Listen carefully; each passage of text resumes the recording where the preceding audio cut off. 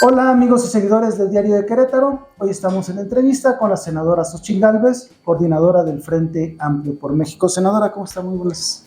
Memo, qué gusto saludarte a ti y a todo tu auditorio. Muy contenta de estar en Querétaro. Qué gusto también para nosotros poder conversar con usted sobre algunos temas que en verdad son de llamar la atención y queremos saber su opinión. Tenemos hoy un poder judicial parado.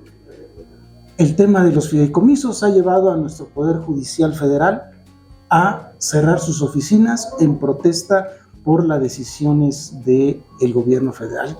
¿Qué opinión le merece esta situación? Es que el presidente no se da cuenta que somos un país, una república con 3 poderes, el ejecutivo, el legislativo y el judicial. Y él de repente intenta quitar fideicomisos, que por un lado se queja de que si se le paga renta a los ministros, lo que no se da cuenta es que a él también le pagamos la renta. Él vive en Palacio Nacional, le pagamos el palacio, le pagamos los servicios, le pagamos las camionetas. Digo, es el presidente, sí, pero son 3 poderes. En el caso del Senado se han quitado una serie de prestaciones que me parecen correctas, pero eso es una decisión que tiene que tomar cada organismo de manera autónoma. El tema es que sobre pretexto de que los ministros ganan más que el presidente, pero yo creo que tiene una carrera mucho más larga y una trayectoria importante, y la impartición de justicia requiere certeza, y yo sí quisiera tener ministros, jueces, magistrados que sepan que cuando se retiren van a tener lo suficiente para vivir y que no se presten a actos de corrupción. Yo creo que un país que le paga bien a sus autoridades es un país que va a tener más certezas. En este caso, se están llevando entre las patas algunas prestaciones que tenían los empleados, que el Día del Niño, que el Día de la Madre, que son luchas laborales que van ganando, pues, como el Sindicato Nacional de Maestros, ¿no? Claro. El Sindicato Nacional del Seguro Social. Son esas prestaciones. Yo, cuando era comisionada de los pueblos indígenas, tenía el Día del Trabajador Indigenista y se hacía un desayuno y se les festejaba, pero era una prestación, puedes no estar de acuerdo, pero son derechos laborales ganados. Y en ese sentido creo que el ataque al Poder Judicial tiene que ver con que la ministra Norma Piña no se dobló con el presidente. Es un tema personalísimo. Hoy lo dijo burlándose de ella. El presidente tiene una obsesión de burlarse de las mujeres, no la respeta. Es la ministra presidenta de la Corte. Tenemos que terminar con ese presidencialismo absurdo que hay en este país, donde el presidente de la República se siente dueño de todas las demás personas. A mí me agredió, a mí dijo que yo quería quitar los programas sociales siendo senadora de la República. O sea, no tiene límites el presidente. Ahora, hay dinero para darle los recursos suficientes al Poder Judicial. Nada más se robaron 15,000 millones de Segalmex. Dos Bocas, en lugar de costar 160,000 millones, van a gastar más de 400,000 millones de pesos. Ahí el presidente no se voltea a ver que con todo ese dinero alcanza para atender el INE, para atender la Corte, que su gobierno no está gastando bien los recursos públicos. El Tren Maya iba a costar 120,000 millones de pesos y ya va a costar 500,000 millones de pesos. Entonces ahí nadie protesta y nadie dice por qué el sobrecosto de las obras. Entonces hay que proteger al Poder Judicial en materia de los derechos laborales de los trabajadores. ¿Y qué acciones considera usted que se deben de tomar? Pues mira, yo creo que nuestro caso es política, nuestra decisión es política. Vamos a defender ahora en la ley de ingresos que están mandando que no desaparezcan los fideicomisos de la Corte, y están creando otros fideicomisos para el Ejército. ¿Y por qué no hablamos de los fideicomisos del Ejército también, no? Digo, si vamos a hablar de fideicomisos... ¿Cuánto cuesta? Pues son miles de millones de pesos, son muy secretos muchos de esos fideicomisos, pero el presidente ataca a quien no se doblega. Vamos a dar la pelea y seguramente jurídicamente pues la Corte tiene todo para defenderse, porque son jueces, son ministros, son abogados, y seguramente ellos tendrán sus propios argumentos jurídicos, que será la vía del amparo u otros mecanismos para resolver este tema. ¿Cree que este tema se resolverá de manera favorable, digamos, a la legalidad? El tema político, el presidente va a querer ganar la retórica con los mexicanos, es que los privilegios, estamos hablando de 11 ministros de la Corte, pero estamos hablando de cientos de empleados. Entonces, si hoy atacas a los empleados de la Suprema Corte de Justicia, pues mañana se pueden meter con tus pensiones, o se pueden meter con las prestaciones de los trabajadores del Seguro Social, o con las prestaciones de los trabajadores del ISSSTE. En fin, yo sí creo que se está rebasando la división de poderes. Sí. Oiga, en otro tema, la política internacional, ¿qué opinión le merece la política internacional que está siguiendo esta administración? Pues mira, invitar a dictaduras a desfilar el 15 de septiembre, como de Rusia, donde invadió a un país de manera unilateral, invadió a Ucrania, donde invitar a Venezuela, donde hay un personaje que ha expulsado a miles de venezolanos porque no tienen oportunidades, pues me parece totalmente inaceptable que el presidente los invite al desfile militar. En materia de terrorismo, hay un conflicto entre Palestina e Israel histórico por sus estados nacionales, y eso obviamente lo deseable es que se resuelva en beneficio de los dos estados, tanto del palestino como Israel. Pero en este caso lo que teníamos que condenar era un grupo terrorista. Hamas es un grupo que provocó muerte en Israel y está provocando muerte en Palestina. O sea, este grupo terrorista, su única finalidad es la violencia, haber matado a niños, mujeres, de la manera que entró a Israel es inaceptable. Las consecuencias que hoy se están generando en Palestina pues, tampoco son deseables. O sea, obviamente nadie queremos la guerra como una vía de solución, de resolver las diferencias. Hay 2 mexicanos secuestrados por el grupo terrorista Hamas, y más allá de que tengan los mecanismos para lograr su liberación, que yo lo deseo ampliamente, pues es un grupo que tenemos que condenar. Entonces, en el ámbito internacional, tenemos que estar del lado correcto, que son del lado de los derechos humanos de las personas, de las libertades. Y la posición de esta administración de mantener esa neutralidad que a veces parece como cómplice. Neutralidad cuando le conviene, porque cuando se trata de países aliados de ellos, inmediatamente salen a condenar. El caso de Bolivia, de Evo Morales, sobre pretexto de los derechos humanos de Evo, mandó un avión por él. En algunos países ha intervenido de manera clara cuando le conviene al presidente. O sea, esa política de neutralidad no la aplica siempre, la aplica cuando le conviene.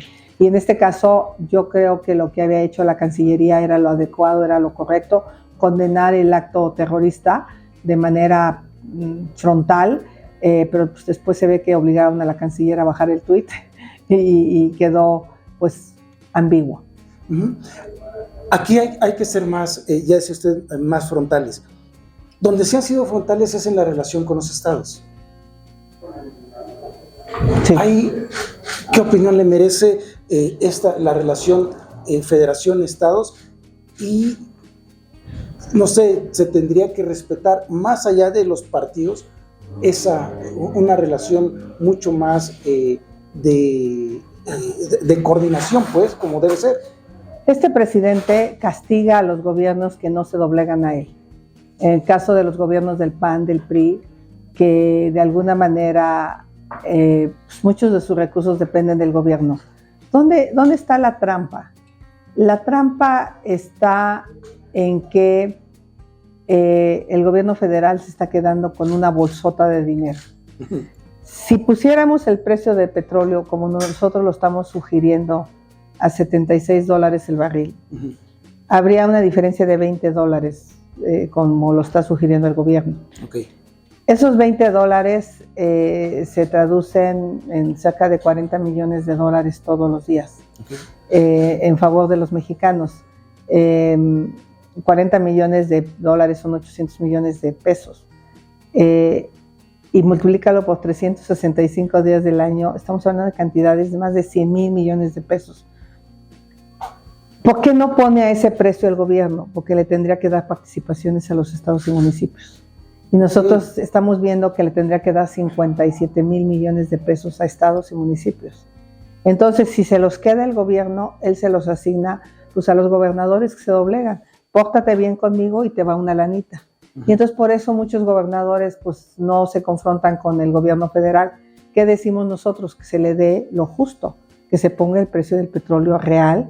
Si ahorita está vendiendo en más de $82 el barril, ¿por qué ponerlo a $54 o $57 el barril? Pues para quedarse con el dinero. Y lo mismo estamos proponiendo pues, que hay muchos fondos ocultos en las secretarías que no dice para qué son. Uno de ellos está en la CENER, que asumimos que va a ser para Dos Bocas, pero no tienen las agallas de decir vamos a meterle otros $8,000 millones a Dos Bocas. ¿Por qué? Porque ya sería $24,000 millones Dos Bocas, 3 veces su valor. ¡Qué locura! Iba a costar 160,000 millones de pesos y estamos hablando de 500,000 millones de pesos de costo de Dos Bocas. Pues ahí están los 25,000 millones de la Corte y ahí están los 60,000 millones del Seguro Popular y ahí están los 60,000 millones de las escuelas de tiempo completo, de las estancias infantiles. O sea, le estás metiendo dinero de los mexicanos bueno a algo que no sabemos qué va a pasar. Pues se supone que se inauguró, que ya es que cargó el petróleo. ¿Por qué le van a meter más dinero a Dos Bocas? Porque hay una corruptela, porque hay una incapacidad de estos funcionarios de hacer las cosas bien. Entonces, en ese sentido, yo te diría que estamos gastando mal los recursos de los mexicanos. ¿Qué tendríamos que privilegiar de acuerdo a lo que presentamos los diputados y senadores en la Cámara la semana pasada? La salud. Nosotros estamos pensando que se deben ir 126,000 millones a salud, para que haya medicinas, para que haya doctores, para que se le dé mantenimiento a los hospitales, para que estén bien equipados, a seguridad pública. Estos 57,000 millones a los estados y municipios y otros 20,000 millones de pesos a las policías. ¿A qué otro estamos pensando? La educación. Muchos niños dejaron la escuela por el COVID. No hay un programa de reinserción escolar. Quitaron las estancias infantiles, las escuelas de tiempo completo. Los niños están a merced de la delincuencia cuando las mamás tienen que venir a trabajar. Entonces, ¿a qué otra cosa? Al campo. El campo está abandonado, vamos a tener una crisis alimentaria, va a haber escasez de alimentos. Estuve en Nayarit con un empresario que tenía vacas y dice, tuve que vender ya mi ganado. Ya no era negocio producir leche, están importando demasiada leche de otros países en polvo y a mí me la estaban pagando a 7 pesos. No me da, no me da. Entonces, hoy estuve en la central de abasto y la gente diciéndome, oye, pues el producto está caro, el narcotráfico, la delincuencia está en el tema del limón, está en el tema del aguacate, se han encarecido los productos. Entonces, en ese sentido, vamos a tener problemas en el campo, pero también ponerle dinero a los deportistas. No tiene por qué andar vendiendo trajes de baño para ir a Moscú. También ponerle dinero a la ciencia y la tecnología, a los pueblos indígenas.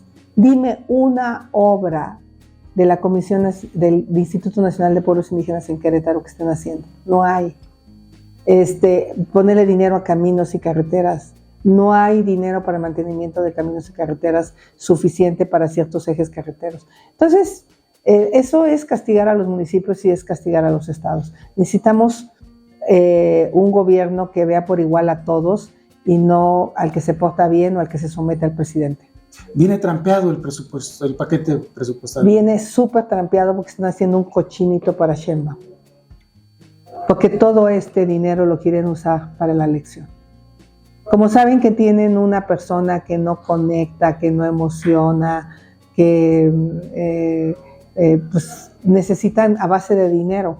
Pero sí quiero decirle a la gente, por ejemplo, que nosotros en este paquete económico estamos proponiendo que la pensión de adultos mayores sea desde los 60 años, porque dinero hay. Es mejor dárselos a los adultos mayores de 60 años y más que seguirlo tirando en algo que no sabemos a dónde va. O sea, están tirando el dinero o se lo están robando, yo más bien creo. No lo están tirando. Decía de las carreteras. Nosotros tenemos aquí la carretera 57, que es un... dolor de cabeza. Mucho más que un dolor de cabeza. Es una trampa mortal para muchas personas, una trampa de tiempo. Acaban de matar a 2 policías. Sí. ¿Qué propuesta tendría usted para...? Primero, poner a alguien capaz en la Secretaría de Comunicaciones y Transportes. No es normal que te eches 4 o 5 años en arreglar una carretera a 20 kilómetros. O sea, no hay manera.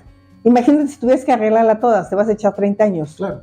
¿No? Es una locura lo que está pasando con la México-Querétaro, pero habla de la incapacidad de este gobierno, habla de la corrupción porque han tenido que levantar ya en más de 2 ocasiones el pavimento porque no está bien hecho.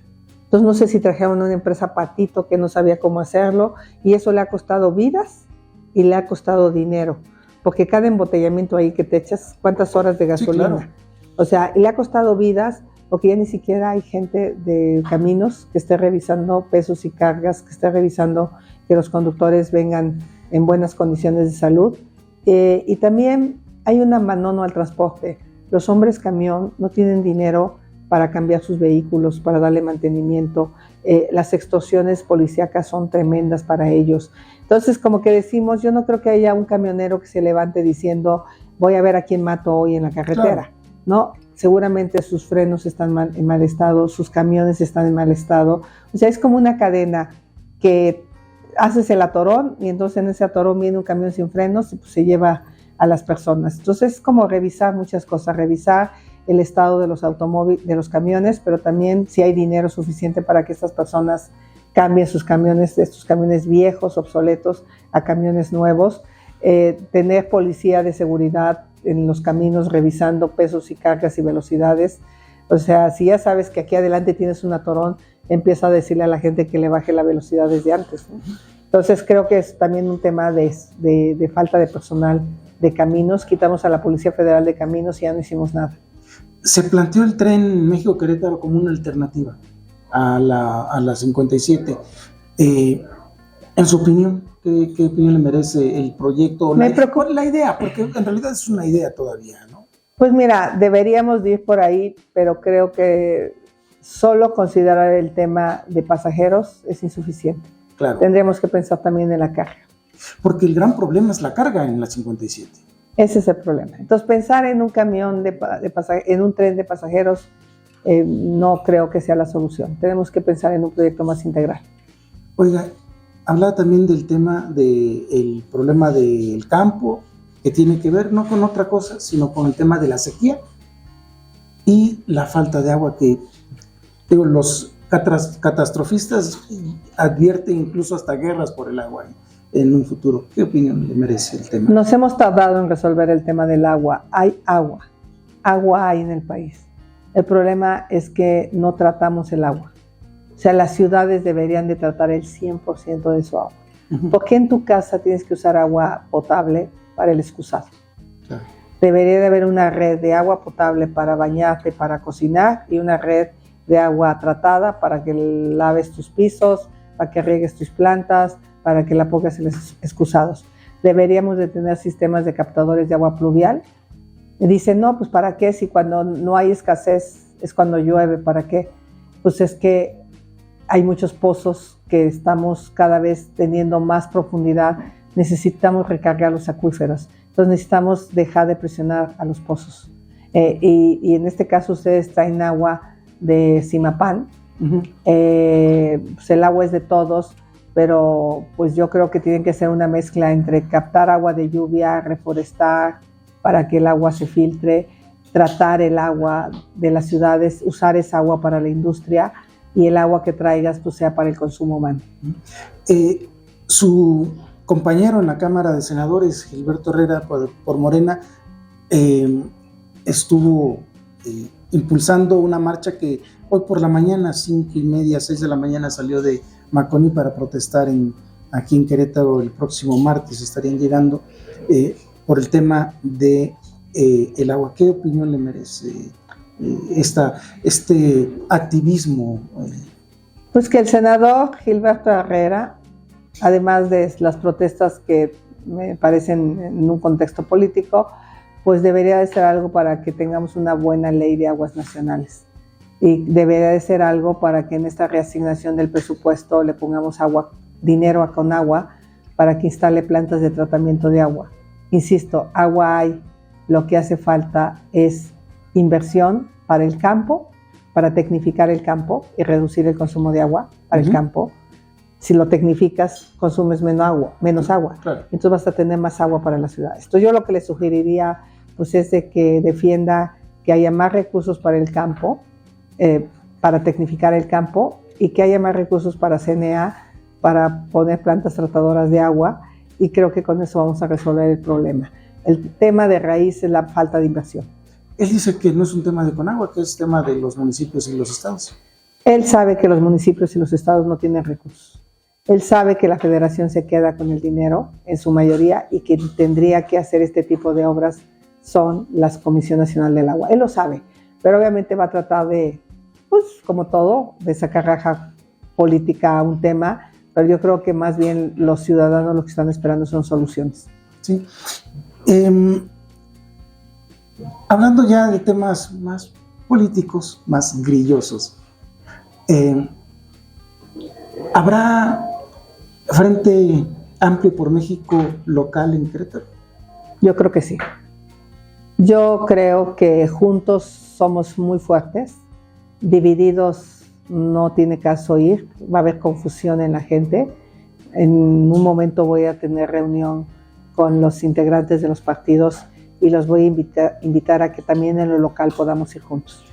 Sí, porque se lo pregunto porque algunos liderazgos de Acción Nacional han estado insistiendo en la necesidad de ir solos por cuestiones de competitividad. Le comento, hasta las mediciones de septiembre, el PRI traía a nivel de municipios solo 4.8% de preferencia del voto. Van a ser contiendas muy cerradas y eso de 4.8 nos va a hacer falta. O sea, aquí nos tenemos que quitar la soberbia a todos porque los de allá, además de traer millones de millones, hay que ver la cantidad de espectaculares que pusieron, la cantidad de bardas, la cantidad de empleados que están recorriendo las calles para coaccionar el voto. Nosotros lo único que tenemos es la unidad, un proyecto distinto y tenemos la posibilidad de triunfo si nos unimos. Creo que hay que unirnos y no dividirnos. Ese sería mi punto de vista, pero respetaré lo que decidan los partidos de manera local, pero yo los invitaría a ir en alianza. ¿Será esta una contienda violenta? Ya lo es. ¿Ya lo es? Ya lo es. Yo he recibido violencia política de parte del presidente. Esta fotografía, primero, que sube de un periódico de circulación nacional, donde insinúa que qué romántica estoy con Alito, eso no se lo daría a un hombre el presidente. Eso es violencia política. El hecho de que el presidente diga que yo estoy aquí por un grupo de hombres es violencia política. Denosta el papel de una mujer. Obviamente, pues él quiere una mujer, pero la que él pueda de alguna manera conducir. En mi caso, yo he enfrentado violencia, mucha violencia de parte de sus seguidores.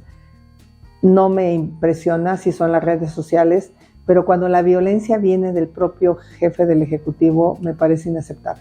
Y por otro lado va a haber violencia con la delincuencia, va a haber violencia, pues, o sea, la elección del 21 dejó un saldo de muchos candidatos asesinados, a presidentes municipales, a regidores, a diputados, y creo que eso lo tenemos que cuidar.